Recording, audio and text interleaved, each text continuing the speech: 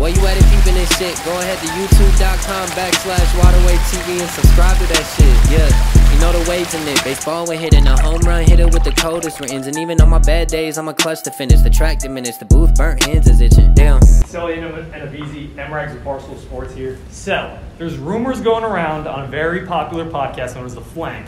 Is the snaking story false and made up? I mean, like back in Black Ops 4, I did used to like slide back and forth on the headies, but yeah, it was fake. It was fake? That like the whole story is fake. Yeah. That's devastating. I'll be honest with you. But I mean, it's funny, so I just go along with it because it's just funny. I respect that. Will you guys be buying Simp dinner tonight for those S&P clutches? Oh yeah, for sure. I mean, I think Chris is one of the best players in the game. So after like seeing him do that, I think it for sure reminded a lot of people that who Simp really is. You know.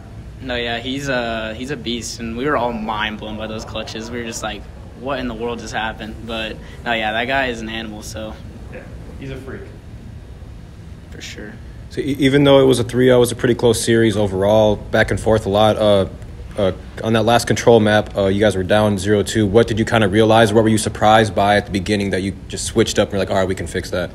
The very first defense, we kind of, weren't doing our game plan. I feel like we were just throwing our lives away a lot and not getting control of what we needed to get control of.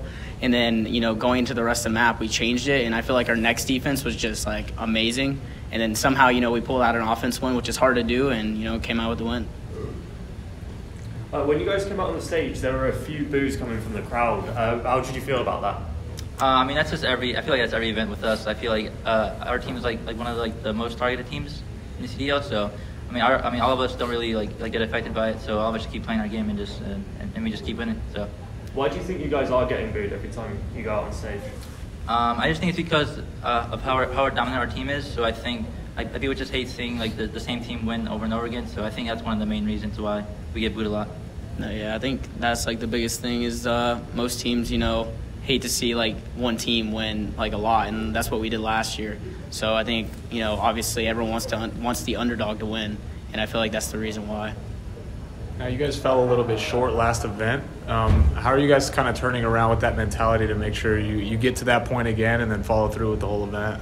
I think the loss last event was good for us because it helps us figure out what we needed to work on and what get our mental straight. I feel like because the game we weren't really. I feel like there were some days of practice that didn't just go as well as they should have, and I feel like going into this event we really hammered down on it and made sure that we were going 100% every single day. Are you hungry for the rematch? Do you hope OpTic wins their next map so you can play against them earlier than later? Oh yeah, for sure. I mean, it's always a good match with OpTic. I love all those guys. So I mean, just playing those guys it's always fun, and it's always a fun match for the crowd too. So I'm excited if they get to it. So you and Dashy have been in a lot of the MVP conversations. I guess do you like when guys who are running ARs get that kind of recognition? Wait, is it cool if you ask that again? Sorry. You and Dashy are kind of the two top guys in the MVP conversation. I was wondering how you felt about that. Oh, I mean, that's pretty it's cool, but I don't really care about MVP or stats and stuff like that. I mean, I love Bruce now. I think he's one of the best players in the game for sure.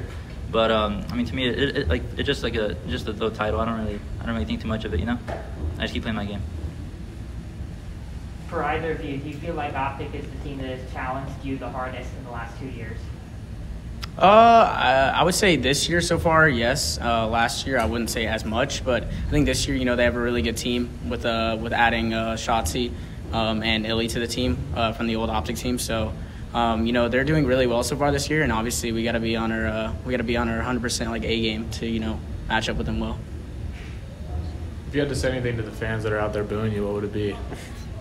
I mean, I appreciate it because it fuels us to be better at all times. So yeah, for sure.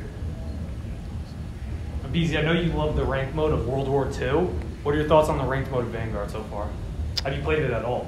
I think the rank mode is good. I'm glad that they added a top 250. I feel like that was one thing that really made players enjoy it so far, and so that's the biggest plus to it. I feel like, and hopefully they can add a few more things to it to make it even better. But it's overall I think a lot of the pro players are even happy with it. So yeah.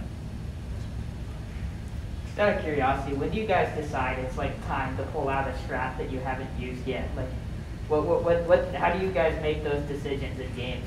Yeah, you go. Yeah, I mean, like for me personally, because I still have a lot of spots that like I do like on my own time, like try to figure out my own, and I save for like events. So I mean, I just like it's just our whole team like usually like saves that stuff for like the big matches, you know, like event time. So that's when all of us put everything out to the show.